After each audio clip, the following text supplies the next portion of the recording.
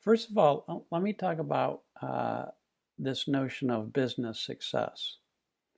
For a long time, we thought business success would be measured by the number of clients you had and your income. And I think really, from this understanding, that's a poor measure of what it means to be successful. A much greater measure of success, at least what I've discovered in my work with practitioners, is if you learn how to listen for and trust your own wisdom and let that guide you in creating whatever it is that you are creating. That will allow you to feel really good, authentic, true to what's important to you and what you've learned, and to be able to then share that from your heart. To be able to share it from your heart is easy when it's coming from your heart, when it's something that you've deeply integrated into your own life. So I'm very interested in helping people be successful in that regard. In terms of having greater impact on clients, I think it's very important to understand, first of all, what the nature of change is, and that the essence of change is founded in insight. Or you could say shifts within you or within a person that allows them to bring more love and understanding into the world. That's the essence of real change. That's the essence of lasting change. So it's very important for you to know what accounts for your own well-being so that you can share that with people in an ordinary way. It's very important to learn what it means to look within yourself and to discover the true nature of thought and how thought is the source of every bit of your experience. And then it's helpful to learn what it means to go beyond the limitations of your own personal thinking to an unlimited space of possibility. And then it's helpful to discover how unconditional love and wisdom reveal themselves to you when you touch that space. So that allows you to look within and raise your own level of understanding, your own level of consciousness, so that you can bring more love and understanding into the world. And when you know that deeply, sharing it is the fun part, is the easy part. Then you're just sharing in a very ordinary way what it is that you know and what it is that you've learned that accounts for your own well-being. Hi everyone, this is Sandy Crott. Jean Catherine Gray asked me to do this video for her upcoming practitioner program called the Business of Teaching the Principles. She asked me to speak to one question. It's a great question. What's the one thing I would love practitioners to understand in order for them to successfully share the principles and to build a practice? Well, I've been sharing the principles for a long time, more than 35 years. So I've had a lot of opportunities to learn from my mistakes. But I think that there is something that has stood out for me over those 35 years. I look at the principles as a gift.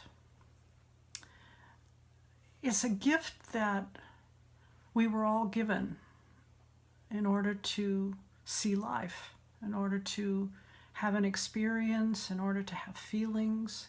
Without the principles, none of that would be possible. So, and we get this gift of the three principles simply by virtue of being born. We don't earn it. We don't learn it. It's just what we come into the world with. And no one comes into the world with more of the principles than anybody else. And the principles, the gift of the principles is also found in the potential that the principles allows for all human beings. Because of the way the mind is designed to work, we really have within us everything we need to live a productive, happy, useful, good life. Again, just by virtue of the way the mind was designed, by virtue of the gift of the principles. And for me, the understanding of the principles is also a gift. Many people over these 35 years have shared with me their understanding. They've shared it with me freely. And so I consider what I got a gift. And then the evolution of my own understanding has really been a gift that I've been able to use for my own benefit and to literally change my life. I have a life far beyond what I ever dreamed possible. So when I share the principles with people, I think of it as sharing a gift. And like sharing any gift, you wouldn't take a gift and shove it in somebody's face.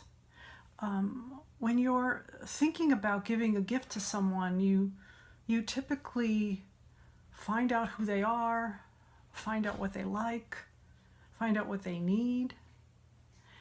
And you take all that into account when you're sharing your gift. And that's been a critical factor for me in my work over these 35 years, to remember that that while I feel like I'm giving a gift to someone by sharing the understanding of the principles, I want to know who they are. I want to find out what they need. Another way to say it is I am in service. So if there was one thing that I would want practitioners to understand, it's the stance, if you will, the power of the stance of being in service when you're sharing or when you're teaching the principles, and to be mindful of who you're talking to and what people need and where people are at and how to reach them in a way that is relevant and respectful to them. Hello, my name is Joe Bailey, and I'm happy to share with you a little bit about my journey as a teacher of the three principles in this upcoming seminar with Mary Catherine. The title of my presentation is The Art of Teaching the Three Principles. And I've had 35 years experience first meeting Sid and having my own life transform and change in ways I never thought were possible. And as I changed, as I had insights about my own life, it was impossible not to pass that on to my clients, because as hard as I might have tried to go back to the old way, I really couldn't, because the principles are the truth. They're the foundation, the scientific understanding of psychology that psychology has been missing and has been looking for forever. And so we have that on our side when we work with a client, when we talk to a group, whether we're working with a family or a healthcare system or an audience of 1,000 people at a conference. We have this foundation of simplicity and clarity of how the human experience is being created. But how we communicate that, how we get that across, has been quite a series of lessons for me over the years, because I thought, well, if you just tell people about the principles, you're good to go. And I didn't realize that not everybody was that interested in hearing about the principles. They were interested in solving